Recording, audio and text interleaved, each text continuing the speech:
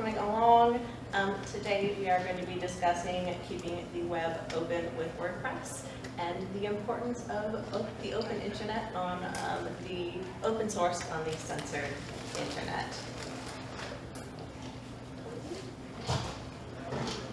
There you go.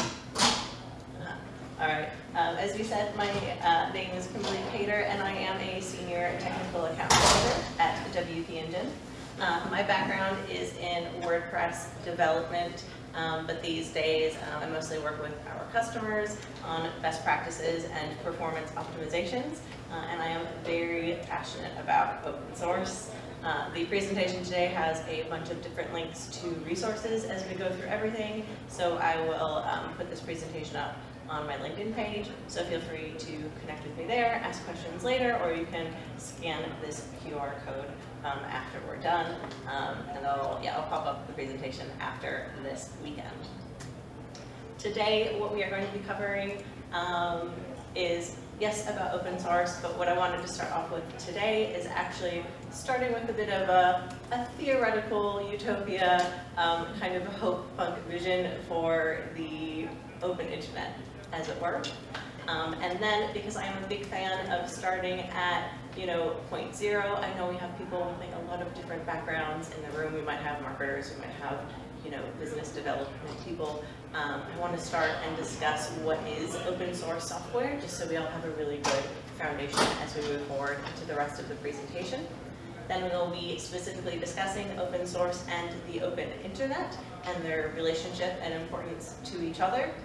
And then finally, we're going to get into the really meaty bits, and we're going to be discussing different types of censorship that are currently happening on the internet, fragmentation that's occurring, siloing that's occurring, and then finally, we'll be discussing some examples and case studies from different customers and clients that I've worked with over the years in terms of how WordPress can help us tackle and address these issues. So to start, in 1975, Isaac Asimov wrote an essay called The New Teachers. And in this essay, I think he really lays out an idea of what the internet is and what it could be kind of before we had the modern idea of the internet. So I want to start us off with a quote from that. And he said, "In any civilization with computer science so advanced as to make teaching machines possible, there will surely be computerized central libraries. Such libraries may even be interconnected into a single planetary library. All teaching machines will be plugged into this planetary library, and each could then have at its disposal any book, periodical, document, recording, or video cassette encoded there. But who will teach the teaching machines? Surely the students who freely learn in those fields and activities are bound to think, speculate, observe, experiment, and now and then come up with something of their own that may not have previously been known. They would then transmit that knowledge back to the machines, which in turn will record it with due credit, presumably, in the planetary library, thus making it available to other teaching machines. All to be put back into the central hopper to serve as a new and higher starting point for those who come after. The teaching machines will thus make it possible for the human species to race forward to heights and in directions now impossible to foresee." So let's break that down a little bit. What is our ideal utopia for a planetary library? Well, one, we have global access to computerized libraries, so very similar to what we already have now for the internet. And in our modern internet, and in this vision, we have books, documents, recordings, videos. Think your ebooks, think your academic publications, think your podcasts, think your YouTube videos. We have all of these things already. We also then have constantly new creators coming through and new academics coming through and contributing back to this repository, this library. One of the key things here is sources, teachers, and students are credited. So as we move forward, I just want you to kind of hold this concept in your mind as we go forward with this presentation. But now, let's go to step 0, which is what is open source? As I said, everyone comes to WordPress and to WordCamps from different backgrounds. We have developers like myself, but I also know we often have marketers, maybe somebody just starting with their very first WordPress website, SEO experts, business owners, and more. So what is open source software for those who haven't necessarily spent a lot of time thinking about it? Well, on a very general level, we have open source being something that people can modify and share because its design is publicly accessible. That's a very top, high-level, most general definition that we can start with. Then we can drill down a little further and say specifically what is open source software. And that is software with source code that anyone can inspect, modify, and enhance. So think WordPress.org. You can become a contributor, you can contribute code, anyone can see it, it's transparent. But if you want to get into the absolute nitty-gritty, there's actually an official definition from the Open Source Initiative. And the Open Source Initiative is actually a California public benefit organization, and they are the maintainers of this open source definition. And that has 10 components to it. And I'm not going to bore you with all of them, but they're all on this slide here, and then all of the kind of full explanations of what each of these points are there if you are curious. But let's highlight some of the key components here, right? We have free redistribution. Anyone can download WordPress, use it for themselves. Again, the source code is open. We have crediting for derived works. And then also number 5, which is going to be a bit important for this presentation as well, which is no discrimination against persons or groups. So I do want to note here, we can obviously have a whole separate conversation about the subtleties of open source licensing. That is a rabbit hole that we could dive down forever. We're not going to do that today. But I do want to acknowledge, there are some limitations to open source, and there was also an assumption when they put kind of these 10 open source must-have together that people would actually use this in good faith. And obviously, people being people, that doesn't always happen. So there is actually kind of a move towards having kind of an open source definition 2.0. But I'm a positive person, so let's talk about why open source. All right. So, and I want to note that all of these are very intertwined, as you'll see as we go through them. So innovation. Why is open source great for innovation? Well, when you have source code that's open, when anyone can contribute to it, you pull in a lot of people, you pull in a lot of diversity, you get new ideas, anyone can contribute, and that is great for innovation. When we have private and closed software that companies own and it's only their teams working on it, well, it's only their teams working on it, right? So you don't have as many people, you don't have as much innovation. Something I'm going to highlight not only on this slide, but on one coming up as well, is security. Open source gets a lot of flack for not being somehow as secure, but in reality, open source can be incredibly secure. Again, you have more eyes on software, you have more people finding bugs, you have more people contributing. Same goes for quality. The more people reviewing. That's excellent. The cost, if you are running a business, open source is great. There's not the same sort of startup cost as, let's say, if you go with a proprietary product like Adobe. If anyone has to use any Adobe products in their lives in any capacity, you know what we mean in terms of cost. Again, transparency, sustainability, and future-proofing, very intertwined here. Who knows how old WordPress turned last year? That's not a trick question. 20 guys.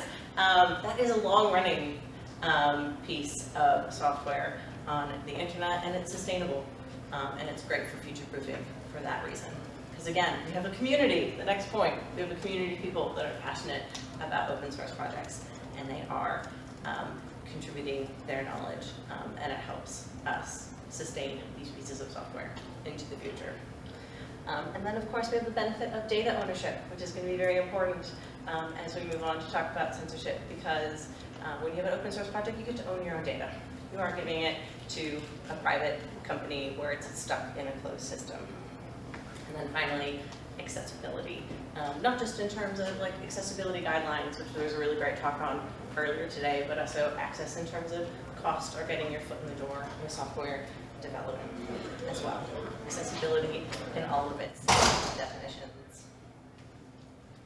So, all right, going further down the funnel here. Next, we're going to be talking about open source and the open internet.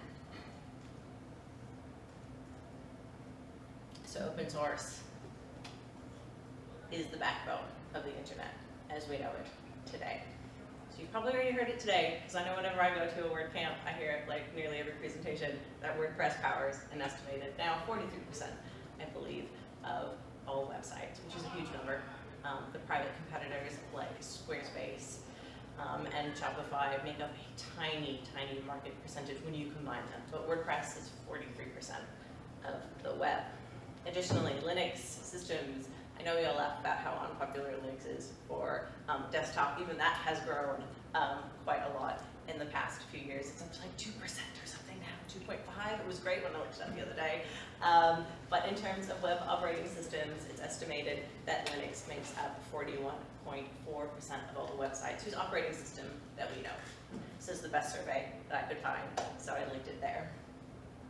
And of course, as another really great example, we have MySQL, which of course WordPress itself is built on top of, but also, hey, all of these guys, we have Twitter, we have Airbnb, we have YouTube, we have Square, industries across social media, across finance, across, travel and accommodation. So many people use MySQL, and if you're curious to see a giant list of their customers, MySQL actually has it on their website. So again, open source, the backbone of all of these companies. And of course, in fact, open source is so important that even the US government recognizes that it is important, which is a very difficult feat. So the US Department of State actually has funding for open source projects. Their last round of funding actually only closed in January of this year, but that round of funding, I believe, was announced in November 2023. So that is pretty cool. However, we are actually really failing open source in a lot of ways at the minute, and that is due to lack of support, which can be financial, but also in terms of people resourcing for some of these projects, and also that is leading to maintainer fatigue. So, not sure who remembers, because this one was a couple of years old, but there was a log4j vulnerability. It's very fortunate, well, we were very fortunate at WP Engine that we weren't using it, but it affected a lot of other WordPress sites. It affected a lot of other WordPress hosts. And what very much happened in that case is that they did have a lack of support. I believe it was Alibaba maybe that reached out to the maintainers, and there were like 2 people maintaining log4j, but it was estimated that there were a few billion instances of software and applications that would have been affected by this vulnerability. But it was like 2 guys still trying to maintain this very critical thing that multi-billion-dollar companies were using.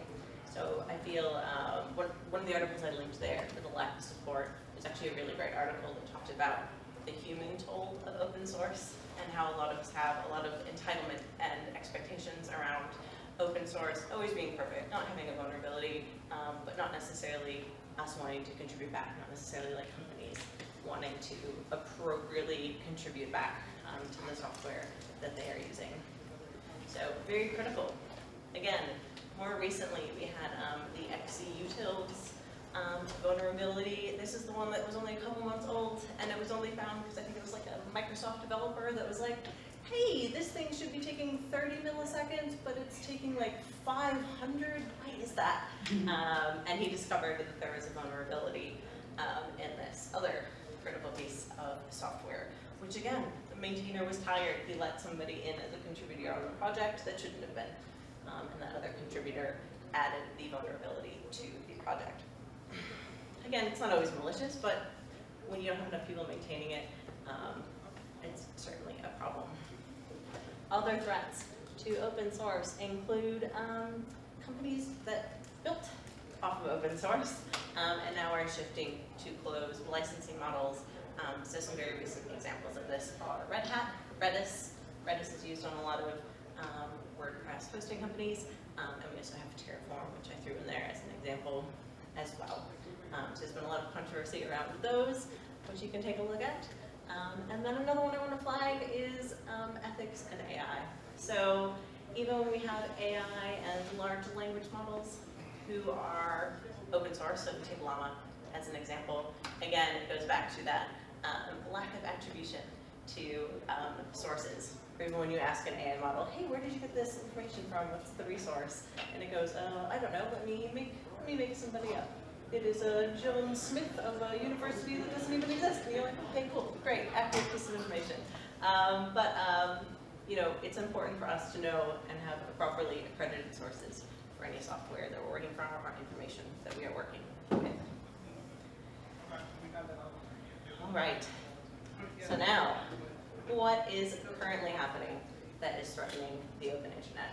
So this is where we'll talk about some examples of censorship, fragmentation, and silos. All right, so I want to break this down into two categories. Sometimes people break things down into a third category of censorship, which is self-censorship, which is, again, an entirely different topic. So we are going to focus on some examples of where we have government censorship and private censorship at the minute that is threatening the open internet. So our primary example here today is going to be the Great Firewall of China, which I'll dive into some more details about later. But then I also wanted to flag a piece of US legislation that was passed a few years ago called censored. Now, the US had a section 230 of the Communications Decency Act that essentially said and allowed for user-generated speech to remain uncensored. But then when they passed censored, it added an amendment to section 230 that added an exception in certain cases, which has now resulted in a lot of censorship for particular marginalized communities, particularly in the US, but it's had a global rippling effect as well. So then we also have issues around net neutrality and the TikTok ban. And now our most recent fight are age verification laws, which often sound very, very good on the surface, but then again have very unintended or sometimes intended side effects. For example, age verification laws have the potential to block, critical sexual health information for LGBT youth and other marginalized communities. So that's just the government censorship. But if we take a look at private censorship, we also have companies that are acting privately with their own terms of service or acceptable use policies, which may be discriminatory against certain groups of people. Then we also have, shadow banning or even YouTube demonetization, which could, lead to certain communities not being able to be as visible on the internet. So, for instance, shadow banning, maybe you don't get a full account deletion, but you're essentially no longer findable on, let's say, Instagram or Facebook. And then finally, again, we have issues around data ownership when we are putting our data into the hands of private companies. So all of these are very much current forms of censorship and fragmentation that are occurring on the open internet. But hey, what can WordPress do to help us address these issues? Well, we're going to focus on two primary examples today. One, I want to focus on how WordPress can help us cross borders where other companies like Facebook, Google, and others cannot. And then I want to look at a different example with all of you in terms of WordPress and data liberation and data ownership. So these are entirely fictitious examples, but they are based on individuals and companies and businesses that I worked with. So one, WordPress can go where other private companies cannot go. So this is very much an example of the Great Firewall of China. So let's take this fictitious problem statement, which is I want to increase my web presence in China, but the sites I currently use to advertise and sell products are blocked there. Again, fictitious company. But, all right, so let's talk about the Great Firewall of China. What is it? So, the Great Firewall of China internally is actually referred to as the Golden Shield Project. China is not the only country censoring content heavily. Russia, Iran, and other countries are also very much trying to do similar, but China has been doing this the longest. The Golden Shield project has existed since about 1998, and they are certainly doing it in the most technologically advanced way. They are using a combination of IP blocking, domain blocking, packet filtering, and even human moderators to make sure that content does not go in or out that they do not approve of. In Western circles, we very much referring to this as the splinter internet, because the internet in China looks very, very different to how the internet looks in the US, Australia, and in Europe. So some of this might be things that you expect them to be blocking, right? So China is very big on blocking any content related to Taiwan, Tibet, and Tiananmen. However, they also don't have many websites that are just so commonplace to us. Google, for us, is the most common search engine in the Western world. They have Baidu, which is their own search engine, and it is also heavily censored and monitored and has its own blocks in place as well. Some other things that you might be surprised are blocked, besides Google, Facebook, Reddit, YouTube, some Wikipedia articles, even Zoom, most news sites. Again, you can't talk about these three topics, so you're not going to get any news in that they don't approve of as well. And then actually host in China, you need an internet content provider license. And that doesn't just mean like a server in China, that also means even to use a CDN service in China. So if you host outside of China, and you say, hey, maybe I can just have a CDN on the other side without needing an ICP license. No, you also need an ICP license for that as well. And remember, an ICP license doesn't give you, free access just to host there. It just means they let you in so they can watch what you're doing. But all right, but you can get through the Great Firewall, and this is where WordPress comes in. As long as you're very careful about what you do and how you build your site. So WordPress.com itself is blocked. You cannot build a website on WordPress.com and have anyone in China see it. However, you can use open source WordPress, which is great because it's obviously a familiar tool that people in your companies are probably already familiar with. Again, you need that ICP license if you want to host in mainland China, but otherwise you can choose other nearby locations in Asia. And a lot of companies have kind of like a ring around China kind of CDN option if you don't have an ICP license to host anything within the country. But this is one of the things you need to be aware of in particular is no APIs. Not only is WordPress.com going to be blocked for you, but also like WordPress.com APIs, so no Jetpack, right?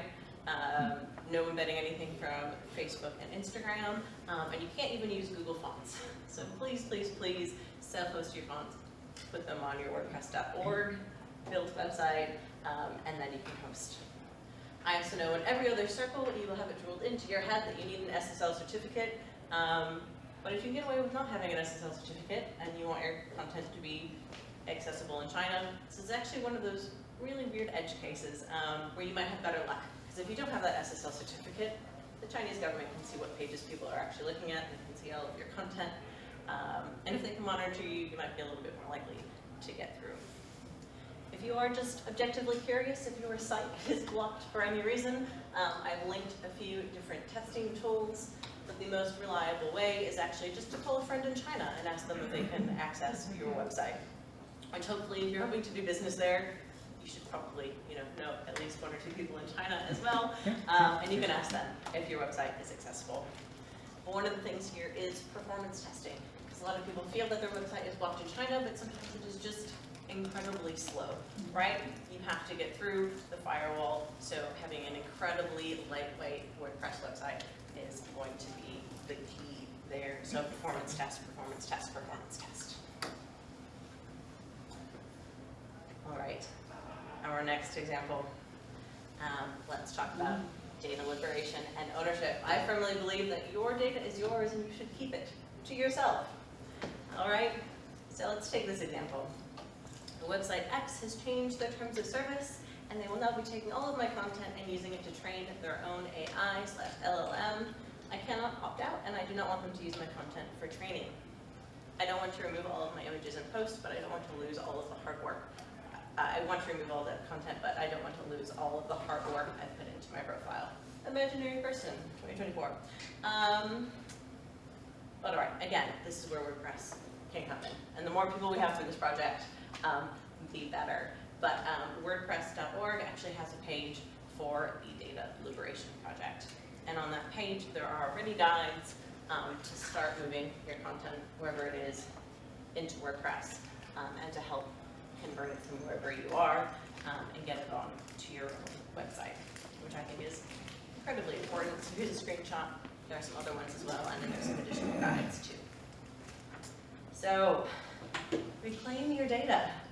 How do you do this? Again, it's going to depend exactly on where your data is. But your basic steps are going to be export your data. Even, Facebook and Twitter at least used to let you export your data in some format.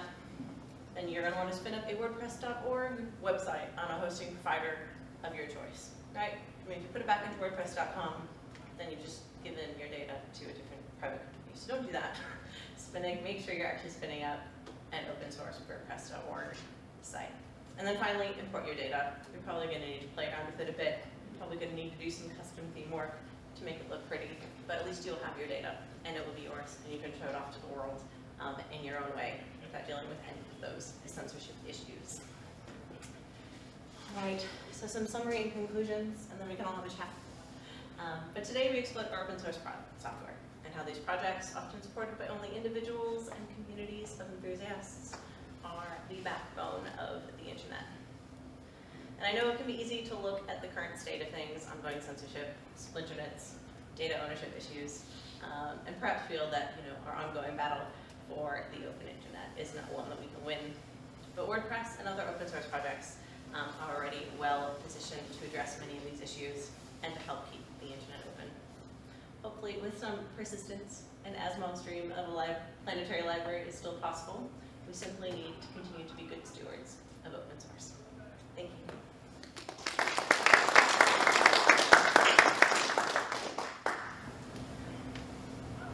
Do you have any questions? Yes. In regards, it's a little bit of a different tangent, but like Divi and other page builders. Yeah.